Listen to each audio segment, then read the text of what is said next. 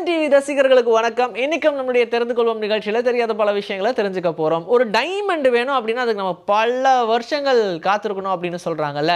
இந்த peanut butter இருக்கு இல்லையா, அந்த பீனட்டை வச்சு நம்மளால் டைமண்டை உருவாக்க முடியும். ஆனால் நேச்சுரலாக உருவாக்குற டைமண்டுக்கு எவ்வளோ செலவாகுதோ, அதாவது அதுக்காக மைனிங் பண்ணுறதுக்கு எவ்வளோ செலவாகுதோ அதை விட பல மடங்கு அதிகமாக செலவாகுமா. ஆனால் பீனட் பட்டர்லேருந்து நம்மளால் டைமண்ட் உருவாக்க முடியும் அப்படின்னு சொல்லும்போது கொஞ்சம் ஸ்பெஷலாக தான் இருக்குது. நிறைய பேர் என்ன பண்ணுறாங்க, இந்த சுகரை அவாய்ட் பண்ணும் அப்படின்றதுக்காக ஆர்டிஃபிஷியல், அதாவது சுகர்லெஸ்ஸான சுகரை எடுத்துக்கிறாங்க. ஸ்வீட் கொடுக்கும் ஆனால் சுகர் இருக்காதுன்னு.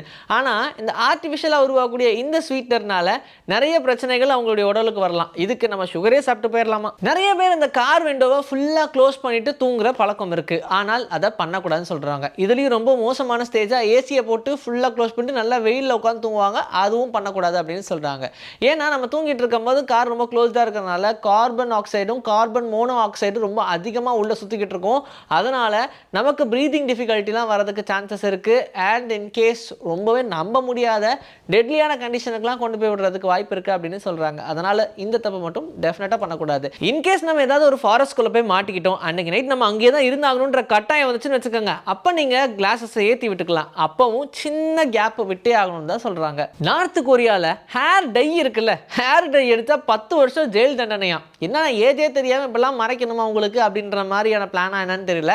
ஆனால் ஹேர் டை மட்டும் அங்கே அடிக்கக்கூடாதுன்னு சொல்கிறாங்க.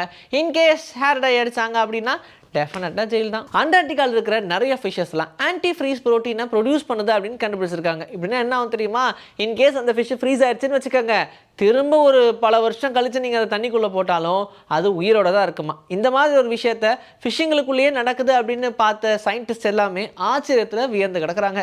எக்ஸசைஸ்ன்றது நம்ம மசிலை ஸ்ட்ராங் ஆக்குறது மட்டும் இல்லை, நம்ம பிரெயினையும் ஸ்ட்ராங் ஆக்குது. ஏன், பிரெயின்லேயே நிறைய மசில்ஸ் இருக்க தானே செய்யுது.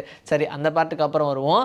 டாக்டர்ஸ் எழுதி கொடுக்குற டிப்ரெஷன் மெடிசனை விட நம்ம ஒர்க் அவுட் பண்ணுறது, ஜிம்மில் போய் எக்ஸசைஸ் பண்ணுறது சூப்பர் அண்ட் பவர்ஃபுல்லாக ஒர்க் அவுட் ஆகுது அப்படின்றதையும் கண்டுபிடிச்சிருக்காங்க. இன்றைக்கி நம்முடைய தெரிந்து கொள்வோம் நிகழ்ச்சியில் தெரியாத பல விஷயங்களை தெரிஞ்சுக்கிட்டோம். இதே மாதிரி சூப்பரான கண்டென்ட்டோட உங்களை நான் வந்து சந்திக்கிறேன். Until then, this is bye from Vijay Sri. Take care.